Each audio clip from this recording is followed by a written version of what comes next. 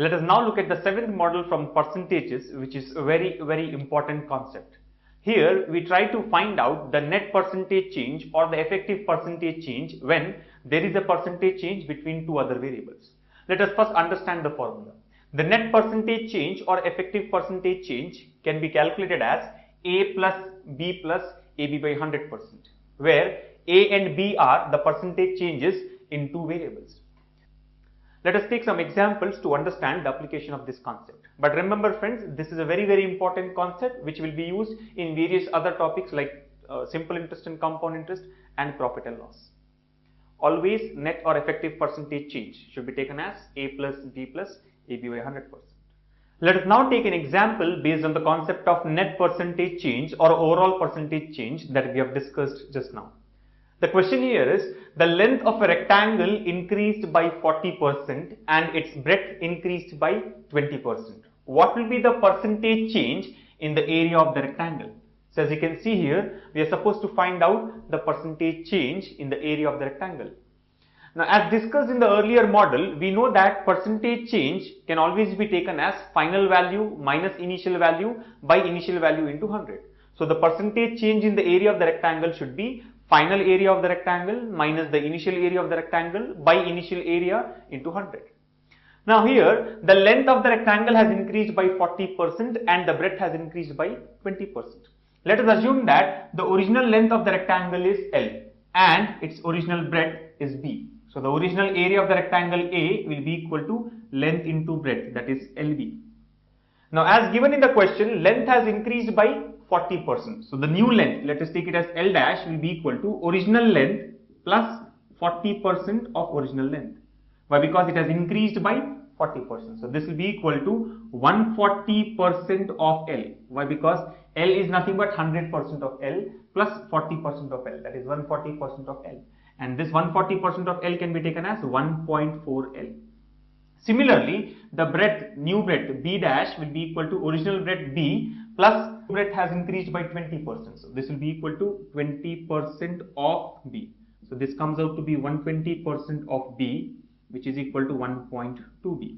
So the new area A dash can be taken as L dash into B dash. That is the new length into the new breadth, which is equal to 1.4 L, the new length in terms of original length, into 1.2 B, that is the new breadth in terms of original breadth.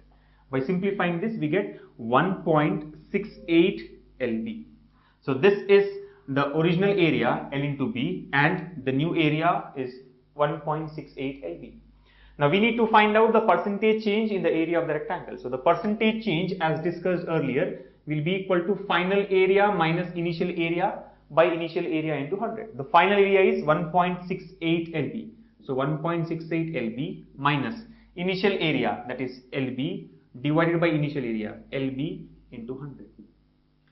So as LB and LB gets cancelled in the numerator and denominator, we get 1.68 minus 1 by 1 into 100, which is equals to 0.68 into 100, and this can be taken as 68%. Because 0.68 into 100 is 68 and this is a percentage answer, so 68%. So we can say that the area has changed by 68%, and since we have got a positive value here, this 68% is an increment. Why? Because whenever we get a positive sign, this is a percentage increase, and if we get a negative sign, this should be taken as a percentage decrease. So we can say that the area of the rectangle has increased by 68%. But friends, solving the question in this way takes a lot of time. Why? Because a lot of steps are involved and the procedure becomes lengthy. So let us try to solve this question with the help of the concept that we have discussed just now. That is, the net or effective percentage change can be taken as A plus B plus AB by 100%, where A and B are the percentage changes in two variables. If you try to understand the concept here, the area of a rectangle is L into B. That means area of a rectangle is dependent on length and breadth.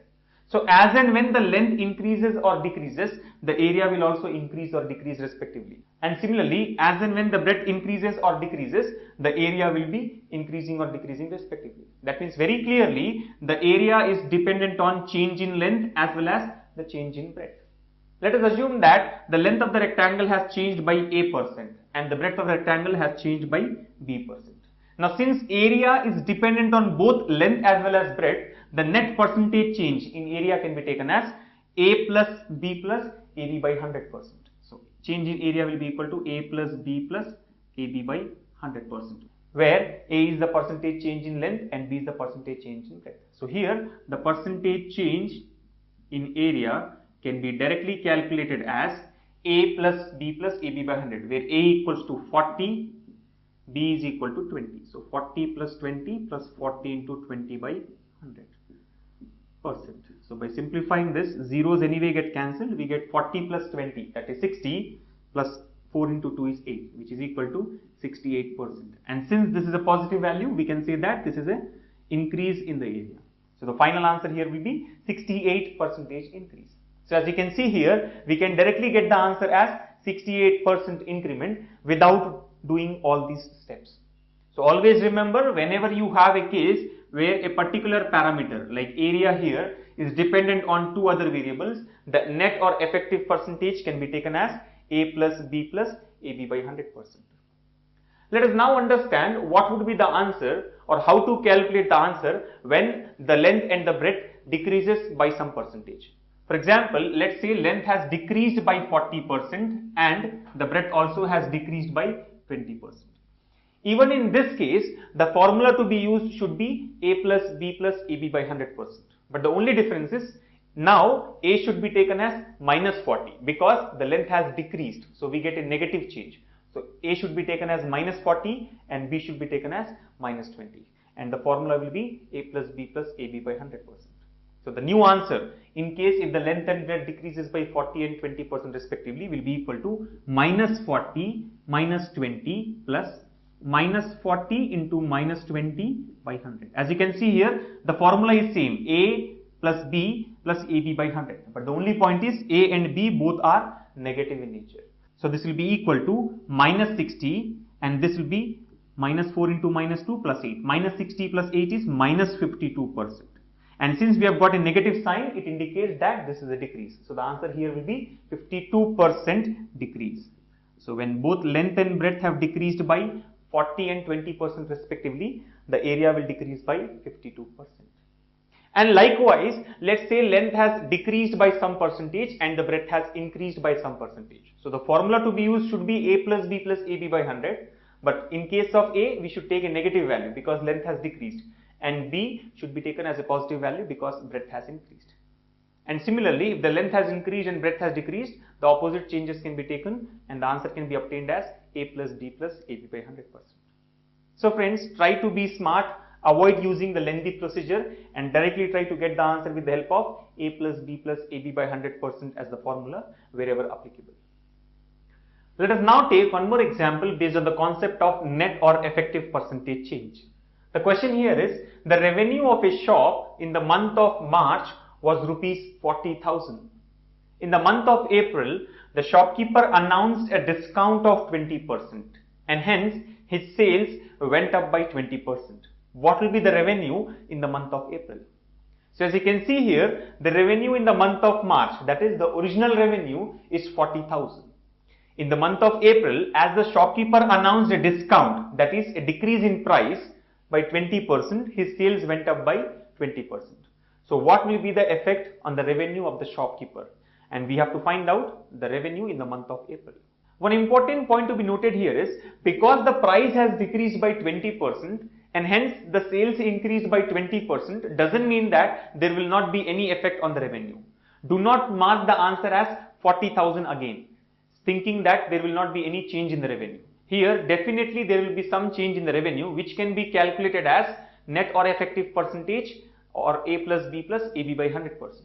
We know that revenue is nothing but price into quantity. Now as you can see here, the shopkeeper has announced a discount of 20%. That means very clearly the price has decreased by 20%. And a decrease of 20% should be taken as minus 20%. And because of that, the quantity or the sales went up by 20%. Went up by 20% means what? An increase of 20%, which should be taken as plus 20%. And we are supposed to find out the effect on revenue. Now, as you can see here, again revenue is dependent on price as well as quantity. So, as and when the price and quantity changes, the revenue will also change, and that percentage change can be taken as A plus B plus AB by 100, where A is the percentage change in price and B is the percentage change in quantity. So, we can say that the revenue will be affected by, or the change in revenue will be equal to A plus B plus AB by 100%. That is the net or effective percentage change, where A is equal to minus 20 and B is equals to plus 20. So, minus 20 plus 20 plus minus 20 into plus 20 divided by 100. So, minus 20 and plus 20 gets cancelled, and here we get the answer as minus 4, minus 4%. So, from this minus 4%, we can understand that the revenue in the month of April has decreased by 4% when compared to the revenue in the month of March. And as the question says, what will be the revenue in the month of April? We can say that the revenue in April should be equal to the original revenue, that is 40,000 minus 4%. Why? Because the change has been a decrease of 4%. So, minus 4% of same 40,000. So, this will be equal to 40,000 minus 4% of 40,000 is equal to 1600. So, this is 38,400. So, the revenue in the month of April will be 38,400 rupees. Let us now take another interesting question from percentages, which is again based on the concept of net percentage change. Let us look at the question first. The price of sugar increased by 25%. What should be the percentage decrease in the consumption of sugar by a family such that their expenditure on sugar remains the same? So, as you can see here, the price of sugar has increased by 25%. And now we need to find out by what percentage should the consumption decrease so that expenditure on the sugar remains same. Let us first understand what is meant by expenditure. Expenditure can always be taken as price into quantity. For example, let's say that the price of sugar is 20 rupees per kg and the quantity that we have bought is 5 kgs. So, the expenditure will be 20 into 5, that is equal to 100 rupees. So, expenditure is nothing but price into quantity. If you try to understand, expenditure is same as revenue. Revenue also is price into quantity as discussed in the previous example.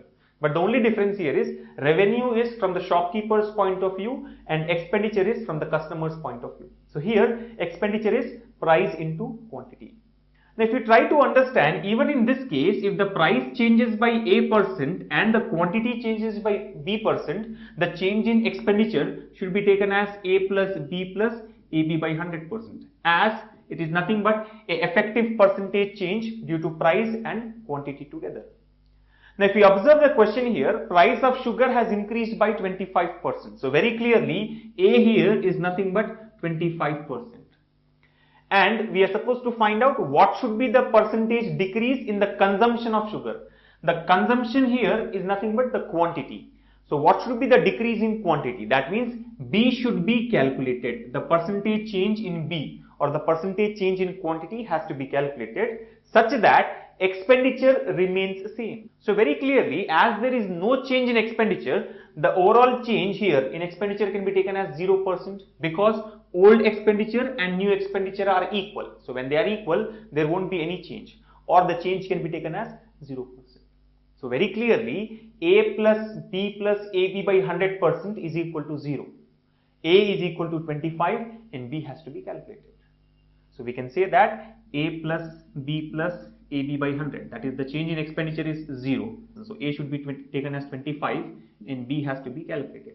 So, this will be 25 into B by 100, which is equal to 0, and this goes 4 times. So, we can say that 25 plus B by 4 will be 5B by 4 equals to 0. So, from this 5B by 4 equals to minus 25, or B can be taken as, this is minus 5 times into 4, minus 20. So, B is minus 20%, and minus sign indicates what? Decrease. So, we can say that B should decrease by 20%. So, the quantity or the consumption should decrease by 20% so that expenditure remains same when the price has increased by 25%. So as you can understand from this example, friends, the only difference is in the previous two cases, A and B were given and we were supposed to calculate the overall or net percentage change. But in this case, overall change has been specified and A has been given and we are supposed to find out the value of B. So simply use the concept of net percentage change or effective percentage change in these kind of cases to get the required answer.